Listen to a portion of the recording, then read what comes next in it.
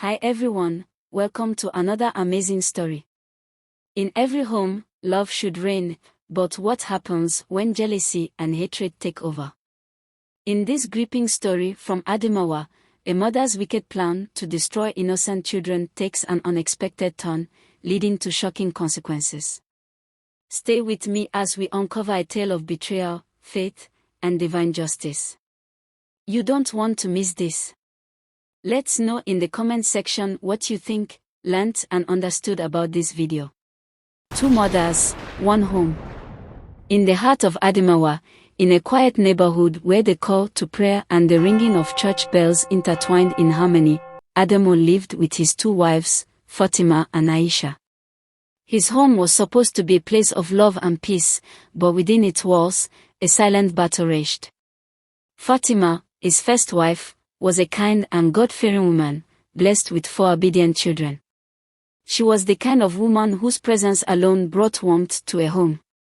She prayed, fasted, and raised her children in the fear of God. Her children, 2 boys and 2 girls, were polite, well-mannered, and known for their devotion to church activities. Aisha, his second wife, was the opposite. She was full of envy, bitterness, and deceit.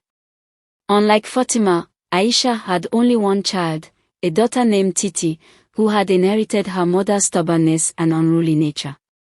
Titi was known in the neighborhood for always causing trouble, fighting with other children, and refusing to help with house chores. Aisha resented Fatima and her children, convinced that Adamu loved them more than he loved her and Titi. The jealousy burned in her heart like an unquenchable fire. A wicked plot. Over time, Aisha's hatred grew stronger. She could not understand why Adamu's heart leaned towards Fatima's children. She convinced herself that if they were gone, Adamu would have no choice but to focus all his love on her and Titi. The thought consumed her, poisoning her heart until she reached a dark decision: she would kill them. Aisha knew that Fatima's children loved yam and egg sauce, so she devised a plan. She would prepare the meal, lace it with poison, and invite them to eat. It was a simple plan, and she was sure it would work. But Fatima was a woman of prayer. Days before, she had been having dreams, dark visions of danger lurking around her children. She woke up each night drenched in sweat, feeling an ominous presence. One night, she knelt in prayer and asked God to reveal the meaning of her dreams. The answer came with force: beware of gifts. Teach your children not to eat from strange hands. Fatima wasted no time. The next morning, she gathered her children and warned them sternly. "Listen to me, my children," she said, holding their hands. "Do not eat anything that I did not give you. Do not take food from anyone, no matter how hungry you are. Do you hear me?" The children nodded. They knew their mother never spoke carelessly. The deadly invitation. The following week, Fatima had to go to the market, leaving her children at home. Aisha saw this as the perfect opportunity.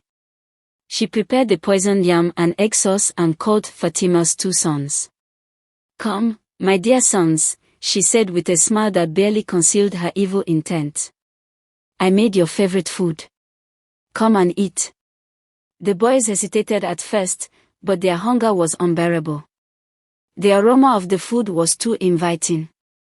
They took the plate, thanked her, and were about to sit on her balcony to eat when Aisha suddenly stopped them. No, go to your own apartment and eat. Share with your sisters," she said sweetly, hiding her wicked glee. She watched them leave, her heart pounding in anticipation. Any moment now, the poison would take effect, and her enemies would be gone forever. A divine intervention. The boys entered their apartment, ready to eat, when their youngest sister, Miriam, suddenly screamed. "No! Mama warned us. We must not eat food from anyone." The eldest hesitated. "But we can eat and clean the plate." "Mama won't know," he reasoned. As they debated, their 3 church friends arrived, calling them for evening mass. "You're late." If we wait for you to eat, we'll miss church, one of them urged. Reluctantly, the children decided to leave the food untouched. Let's cover it. We'll eat it when we come back, the elder said, placing the plate in a corner before rushing off to church.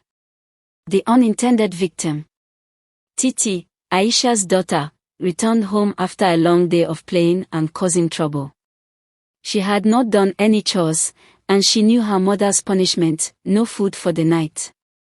As she sulked in hunger, her eyes fell on the covered plate of food. Without a second thought, she grabbed it, sneaked behind the house, and devoured every last bite. The wrath of poison. Not even 30 minutes had passed when Titi's screams tore through the compound. Mama! Mama! My stomach! It's burning. I'm dying. Aisha rushed out and found her daughter on the ground, convulsing, foaming at the mouth. She gasped in horror as her eyes caught the empty plate beside her. No! No! This cannot be, she wailed, realization hitting her like a thunderbolt. Her wicked plan had backfired, her own daughter had eaten the poison meal meant for Fatima's children. The judgment. The gate burst open at that moment, and Ademo walked in with Fatima and their children. They carried a basket full of fresh vegetables and groceries from the market, laughing and chatting, completely unaware of the tragedy that had just unfolded. The sight before them froze them in place. Titi was on the ground, writhing in pain, her mother screaming and tearing at her clothes. Neighbors had gathered, whispering in confusion. Then, in her despair, Aisha confessed. I wanted to kill them. I wanted them gone. But my own daughter, my own child. She wailed, collapsing beside Titi's lifeless body. The air was thick with shock. A heavy silence fell over the compound. Ademo's face twisted with fury. His hands clenched into fists. You evil woman, he roared. You planned to murder my children. In my own house. His voice echoed with rage and disbelief. Without hesitation, he pointed to the gate. Get out of my house, Aisha. You are no wife of mine. You are a snake. Leave before I do something I will regret. Aisha, broken and disgraced, could do nothing but wail as she was dragged out by the neighbors. She had lost everything, her husband, her home, and her only child. A new beginning. Ademo buried Titi with a heavy heart. Despite her mother's wickedness, she was still his daughter. But justice had been served. Fatima, on the other hand, held her children tightly that night, whispering prayers of gratitude. God does not sleep, she told them. He watches over his own.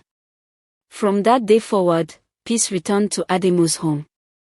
Fatima and her children continued to live righteously, and Ademo never allowed another shadow of evil to enter his house again. And as for Aisha, she wandered the streets, lost and forgotten, a woman who had dug her own grave with her wickedness.